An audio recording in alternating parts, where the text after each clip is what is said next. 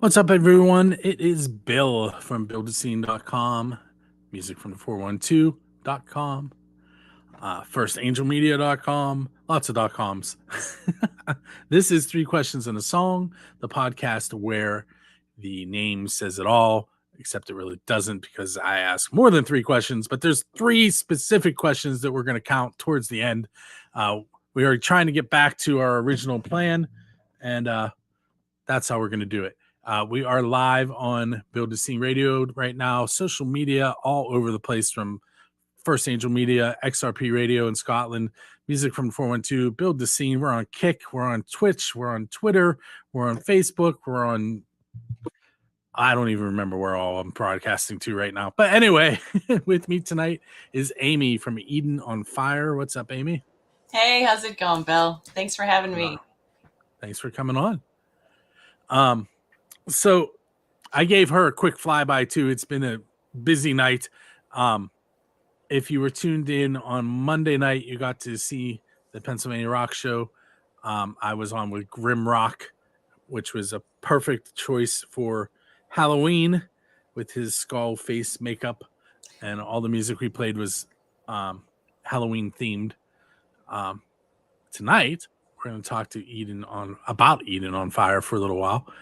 There's an announcement she's going to make, and then we're going to ask the three questions. We're going to hear about her answer to John Alfred IV's question from, what's his first name? John, I think John last episode, John Metheny, I believe is his name. He's a country artist from Ohio.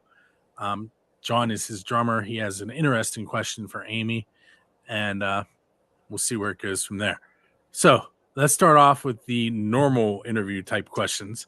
And tell us a little bit about the band name Eden on Fire. So the band name was sort of just a session at band practice one day. We decided, well, we're getting ready to play out. We really should have a band name. And I said, well, the Amy Project. And everybody looked at me and went, boo, no, it's not happening. I was kidding. But so we were just trying to find some names. At one point, we even went with an online generator. We're like, we just need to come up with something. So we had like a couple different variations of things with the name Eden on them and some things with fire. And we just kind of actually like, oh, Eden, fire, those kind of like together. I like the idea of Eden because it had this like female connotation, also the garden Eden, sort of feminine feel to it, and fire being sort of, like a cool thing. So we decided to put those together, and we actually agreed on something. So that's where it came from. I used to play deck hockey, and we ended up with a name in a similar situation. We were headed into our very first game, and the league was like, you can't play without a team name. And my captain was standing in front of him, and in front of me. And I don't know if you're familiar with deck hockey at all, but if you fall on a deck surface, you get this waffle burn, and they call it deck burn, and it's terrible. And I was like, man, you have a lot of deck burn. And we both looked at each other and went, that's our team name. And we went and played. That's so great. We played a season under the name Deck Burn because my captain had deck burn on his leg. I had a similar band name in high school. My first rock band I was in, we had to come up with a name for a show, and we pulled into my parents' driveway, and on the back of a Jeep Cherokee that my parents had said Quadratrack because it was 4-wheel drive, and that became the band's name, Quadratrack. I mean, it happens. Yeah. Okay, so let's get a little bit of more information about the band before we play the song, and then I ask you my crazy questions. So tell the listeners and viewers, I forget that sometimes, how you would describe your band. Like, I know it's hard to pigeonhole a band into a genre, but if you had to pick a few, what would you say you were influenced by?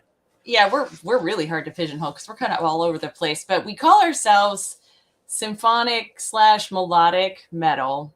We're kind of fit mostly into that genre because we have a lot of keyboarding and piano in our songs.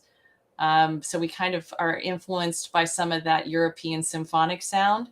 But also all of us in the band are really heavily influenced by a lot of 80s hair metal and some of the original like heavy metal from like the 80s and 90s. So we're kind of all over the place. We really have our own style, I would say, but that's where we fit the best. I am not. Can you say something again for me? Sure. Can you hear me? Yeah, No? I know it's. Yeah, but my. Oh, Hold on 1 second. This okay. is what happens when I go live. I always forget that I did something before. And yeah, there it is right there.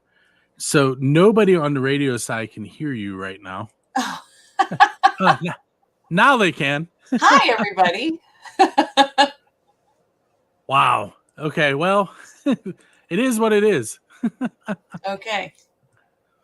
It's a good thing that the video software also records, so Right. I'm in good shape. Okay. Everybody thinks you're talking to yourself. Yeah. That's okay. So see, I want to ask one of my crazy questions. I'm trying to keep myself structured. What do you guys have coming up in the near future? So in terms of like shows or just in general, or Yeah, and you could throw in that announcement that you want to make too if you want yeah, to. so we've actually had some really exciting things coming down the pipeline here. Well, we kind of came out of the gate running, sort of. We've only been a band really for a few years, and we've only been playing out for a little over a year. We started in June of 2022. We've released 3 singles now. We're working on a full album, but we just actually have decided to sign on with DI Records. So we will be doing that officially this weekend and making that a formal announcement with a press release on that. But we have decided to do that. So that's pretty exciting for us. So for anyone who is not familiar, DI Records is in Pittsburgh, where Music from 412 is also housed. Is that the right word? Home of? I don't know. And I'm like 45 minutes from there. But so do you have any shows coming up? We do. We're actually going to be playing November 11th here in Erie. We're up in Erie, Pennsylvania, at a place called Philly on the Rocks. We're going to be playing with a band called Illusions of Grandeur. They're from Eastern Pennsylvania. They're a pretty big act. They're coming in to play with us. So we're excited about that. We play them on both Music from 412 and Build the Scenes radio stations. Very cool. And then another local band called Isle of Dread will be playing with us that night as well. So we're really excited about that show. We've been wanting to play with Illusions of Grandeur. Our 2 bands have been trying to make that happen. So we're excited about that. And then we have some other shows coming up in December. We're not exactly sure totally about those yet, who we're playing with and what we're doing, but we're going to be playing some local shows. We're a little light for the winter here. We're trying to get our studio stuff wrapped up. We've been in the studio for a while as working on this album. As I said, we've released 3 singles so far. We have a total of 10 songs that we're trying to complete, so we can get that wrapped up hopefully soon. And we're also still writing, so we're kind of multitasking right now quite a bit. We played out a whole lot this last spring and summer and into fall, really. So we want to try to buckle down. We have so many songs that we're writing. We've actually introduced 3 new songs since we were in the studio, and we have about 2 or 3 more that we're writing in the process still. So we're busy.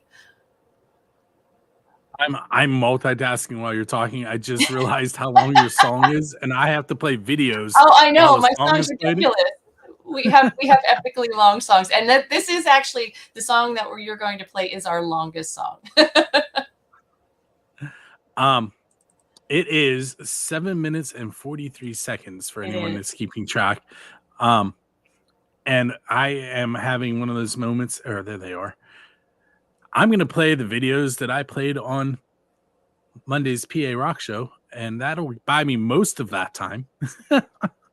Not all of it.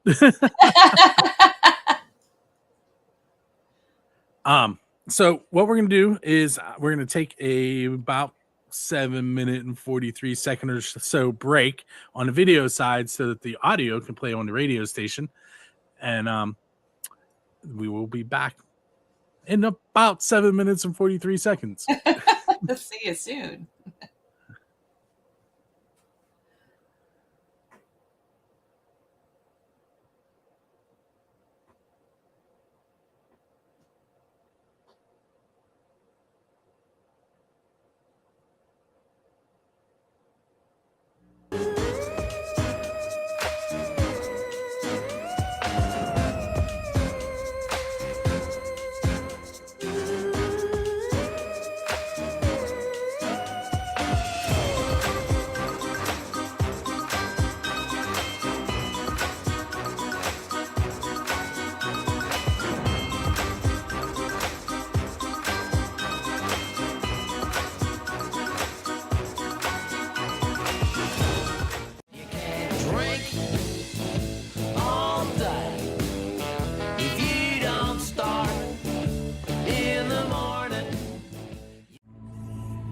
Quantum Theater is presenting The Flying Lovers of Vitebsk, a remarkable klezmer musical based upon the love story of artist Marc Chagall and his poet wife, Bella. October 28th through November 6th at the Rodef Shalom in Oakland. For more information, go to quantumtheatre.com. That's quantum, THEATRE.com.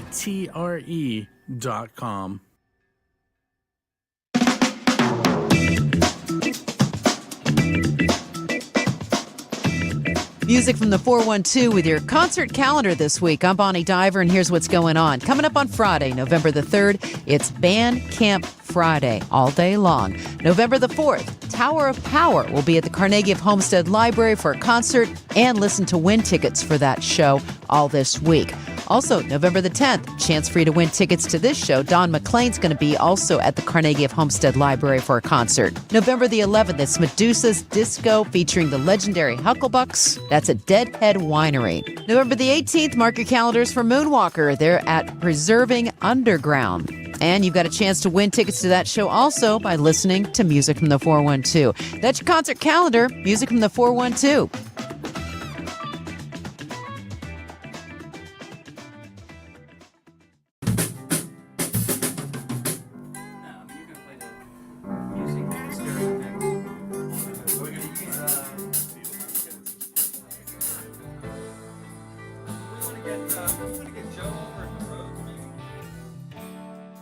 I just really feel strongly about pursuing your passions.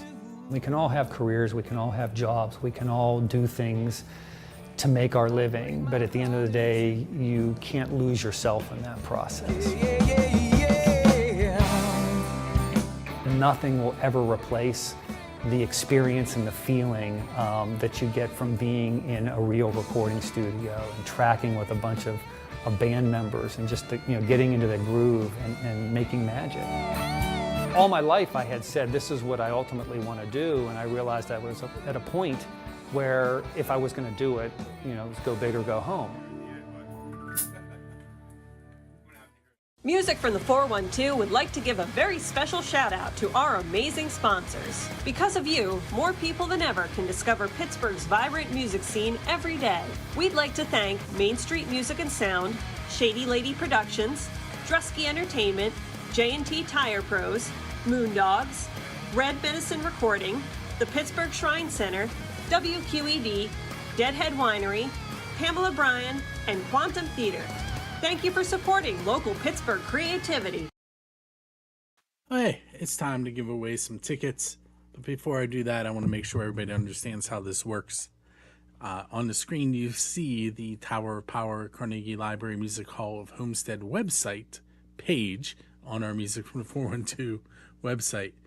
The way to enter is you scroll down to right where it says share this event, and you click on Facebook, and you tag both Drusky Entertainment and Music from the 412. Then you come over here to this ticket giveaway. You fill in your first and last name and your email address. Verify that you've shared an event on Facebook and tagged both Music from the 412 and Dressky Entertainment, hit submit. We're only going to use that email information to send the tickets to the winner. We do not keep any of those emails. We actually delete the form after the show is done. That includes all the emails that are attached to each form. And then, you tune into the Pennsylvania Rock Show live at 9 p.m. on Mondays, and make sure that you pay attention to find out if you are the winner. And if you do happen to win, then you're going to keep an eye on your email box to see to watch for the email coming from myself. And that email will also include Adam from Dressky Entertainment. And then shortly after that, you will get an email from the venue or the ticket vendor with your ticket information. As you guys know, this is usually the point where my brain doesn't work. But anyway, so tonight we're giving away tickets to Tower of Power. And let me get that ready for you real fast. So Tower of Power, the Fall Tour 2023, celebrating 55 years. That show is on November 4th. That's Saturday. 7 p.m. is doors. 8 p.m. is the start time. It's at the Carnegie of Homestead Music Hall in Munhall. If you have to purchase tickets, the tickets range from $52.75 to $84.75. It is an all ages event. And let's find out who our winner is going to be. We had 2 people sign up. That's Andrew Carr and Keith Laydig.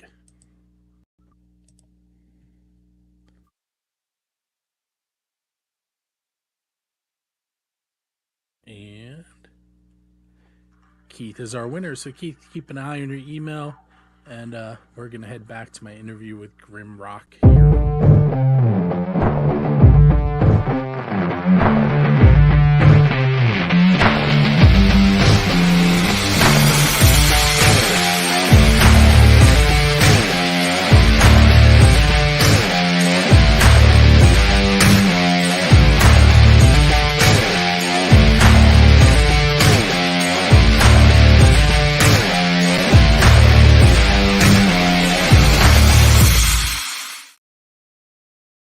Ten Band TV is your network for live and on-demand sports, concerts, and more direct to your living room. Catch up on the latest regional sports highlights or catch a concert from the comfort of your own home. You can even stream music from the 412 anytime to your TV, internet, or smart device. 10 Band TV is free and streaming daily to Western PA and surrounding regions. Learn more at 10band.tv.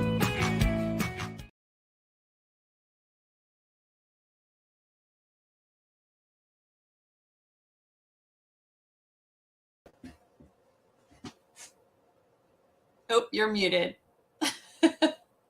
There are too many buttons to press. We're back. This is episode 105 of 3 Questions and a Song. And I'm actually going to momentarily ask those 3 questions, even though we are almost 20 minutes into the show. It happens when we play a 7-minute song. Yeah, I forgot that I mentioned Grimrock at the end of that video. So I actually gave those tickets away on Monday for those of you that are watching the video side. But we gave away tickets to Tower of Power. Music from 412 and Dressky Entertainment have a working relationship where Dressky lets us give away some of their tickets. Nice. Very nice. And if you are watching the video side, you know what to do. But if you're on the radio side and the podcast side, just go to musicfrom412.com, click on contests, and you'll be able to figure it out from there. All right. So before I forget, I'm going to ask John's question. Okay. And no, normally John would ask it, but I can't record what he sent me through Facebook. Okay. So John's question was, if anyone in your band would survive a zombie apocalypse, who would it be and why? Well, I'm going to go with our guitar player, Rick Knapp. And that's because Rick is our anal attentive member in the band. he's going to kill me now, but he's not here to defend himself. So Rick is the one that, first of all, actually though, Rick actually is in his, Clark Kent job. He has a tool and die shop, so he makes all sorts of nifty things. So he would be able to make stuff to, sort of tools and things to probably ward off the zombies. But also he's meticulous, so he would make sure that he'd probably protect us all. We'd all be safe because Rick would keep us safe. So there's some stuff going on in the chat room there. I popped it up on the screen. John Perry says, congrats on signing DI. Thank you. John is a music from the 412 DJ. He is John Ballistic's underground jukebox. Thank you so much. Very excited about it. And then we have Scott Haggerty saying hi to everybody. Scott's our bass player. Robert Glosky. Hey, Bob. How are you doing? Bob is one of our fans and also somebody that helps us in the recording studio as well. So if you are watching live, you can make comments on videos and we will actually see them. Probably there's another one. Let's see who it is.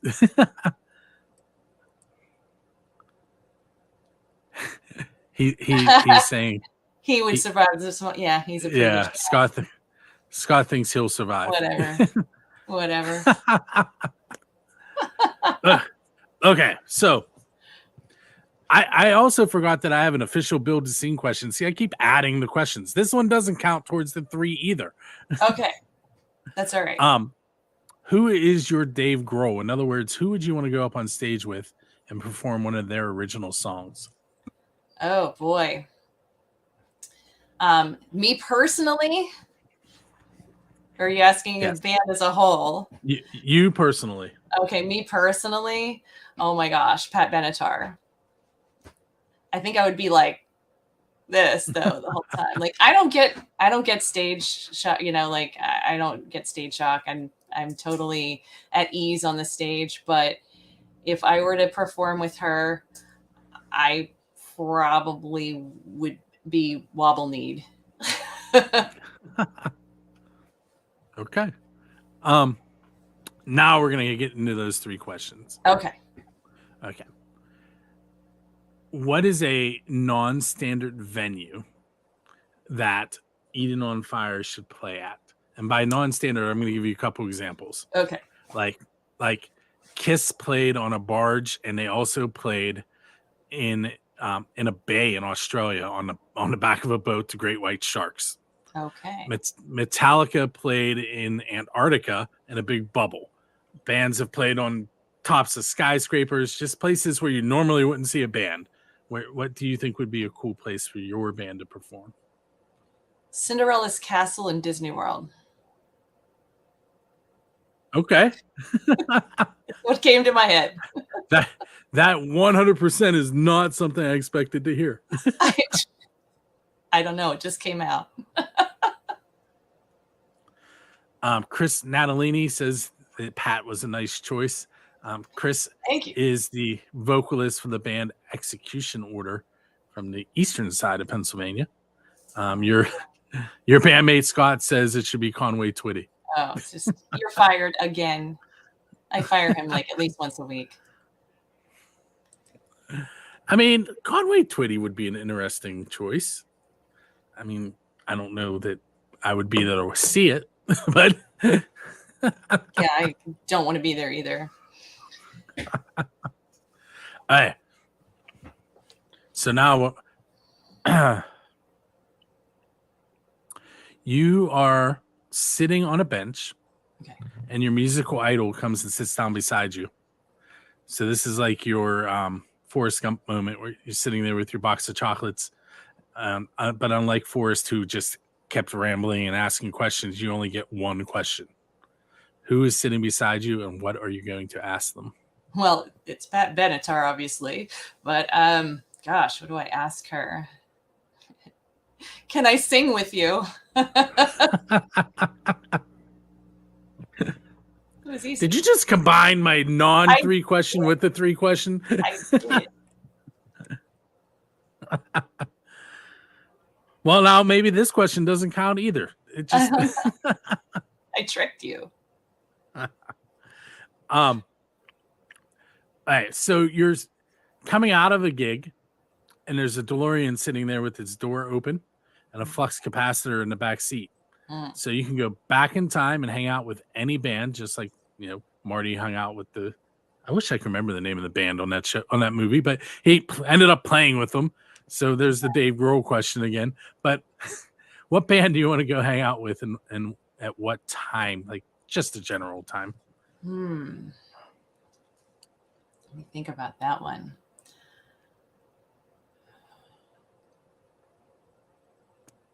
That's a tough one. There's a lot of bands. It's not going to be very metal, but I'm going to go back into my youth, and I'm going to say the Go-Go's back in the early 80s. That would have been a good time. I get Motley Crue as an answer to that one a lot. Really? Yeah, I could see that, but yeah. I I'm don't all even know about how the many chicks, questions but I you can- asked. Though. Oh, sorry, go ahead. No, that's fine. So you will fit in at DI Records really well because they definitely do the. They are known for not all of the bands, but a lot of the bands are female fronted. All right, next question. This one, the very first band I ever asked it, I have named it after. So this is the Diesel Beast question. They are a classical metal band out of Denton, Texas. And the question is, if you could play anywhere in the world with any musician, where would you play and who would you play with?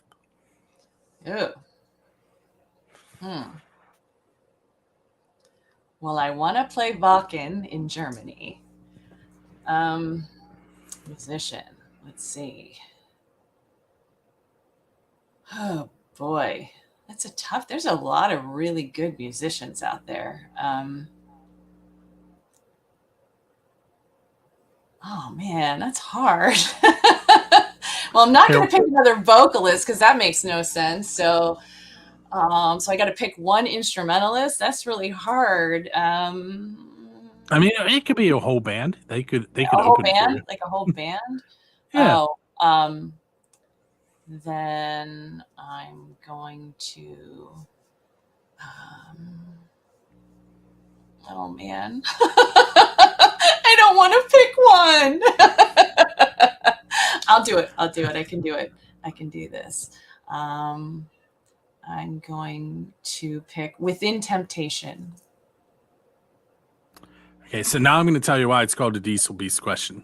Okay. So I pulled that question out of nowhere that day, and their answer was they wanted to play at Stonehenge with Dio. Oh, that's a good idea. And I feel like that was probably the best answer that could ever be given on the first attempt at a question. Yeah. And that's why the question is named after their band. Very cool. Dio's a good choice. All right, so I think that was 3, maybe. And a half. Maybe more like 1, 2, 3, 4, 5, 6, 7, 8, 9. I think we're at somewhere around there. I'm going to rename the show. That's what's going to happen. I keep saying I'm going to keep the 3 questions. I'm just going to name it like 1,001 questions in the song. All right, so I do have one more question for you, and then you get to ask a question of Neostem, which is the next episode's guest. Okay. So this question has kind of been at the bottom of the video all night, probably. But where can you be found online so that they can, after listening to your song, Listen to Me, they can go check out some more of your music? All right. Well, we're pretty much everywhere. You can find us on Facebook. We're Eden on Fire Metal Band on Facebook. We're on Instagram, Eden on Fire Band on Instagram. I don't know. I couldn't be consistent for some reason. We're also on YouTube, and you can find us as Eden on Fire there. We also have a music video for Listen to Me, so you should check that out. If you like 7-minute songs, you'll love our 13-minute video. You should submit that to Music from from the 412. Okay. When we go off the air, I'll give you the details. Okay, cool. Yeah, we did an old school 80s video, so it's a storyline. It's kind of a little mini movie. We had a lot of fun with it. So it's been really well received. We've gotten over 13,000 views on it. So it's been pretty cool. We also are on Spotify and, iTunes and Amazon Music. And we have a Bandcamp, so you can find our music there. We also have a TikTok. We're Eden on Fire on there as well. So you can find us pretty much everywhere on the socials right now. I don't have a Twitter. I just gave up on that whole idea. But my Twitter is all automated. Yeah. Oh, and we have a website, EdenOnFire.com. Which is what's in the video below me. That's Yes. just the one I was referring to. There you go. Yes. All right, so I gave you a homework assignment. Being a teacher, I do that occasionally. Yes. And you were going to check out the band Neostem, which is my daughter Emmeline's favorite local band. Cool. What question did you come up with for them? So my question for Neostem is, I was looking through their videos and I saw a performance back from February 5th. They were jamming out pretty good somewhere. And all of a sudden, their fans flooded the stage and they had just tons of people, a mosh pit on stage with them while they're performing. Oh, no. How did they manage that? I want to know how you managed on stage while you were performing, because that is tricky. So you froze for like 3 seconds in the middle of that. Oh, really? Wait. And then it went fast forward and played everything that you did while you were frozen. It was so cool. That's weird. Gotta love the internet. Yeah, I remember that. I remember him sending me the video through Messenger, and he's like, "Watch this." Oh my gosh. Yeah, my daughters are both getting into the local scene, but like on the different ends of the spectrum. So Emmeline is getting into the heavy stuff, Gotcha. and Bria's kind of liking the rock stuff. And then they meet in the middle with a band called Black Ridge. That I talk about them all the time. They're a great band. Everybody should check out Black Ridge. You should also check out Eden on Fire and DI Records. So I want to thank you for hanging out with me on episode 105 of Three Questions thanks so and much for Songs. having me. You're welcome. Hang out, because I'm going to fill you in on music from 412. Okay. And for those of you that were watching us live, you can go to Music from 412 right now and watch basically MTV from the local music scene, or you can click play on the radio station and you can listen to deep cuts from signed bands and a whole lot of unsigned music. Or you can go to buildascene.com. You can check out all my podcasts, or you can listen to my radio station, which is all unsigned bands from all over the world. So lots of choices for you there. You can go to firstangelmedia.com and check out what's going on in the local scene, from photos to articles to reviews. That's what you're going to find there. My name is Bill. This was episode 105. Join me on the 15th with Neostem. And until then, make sure you keep supporting local music.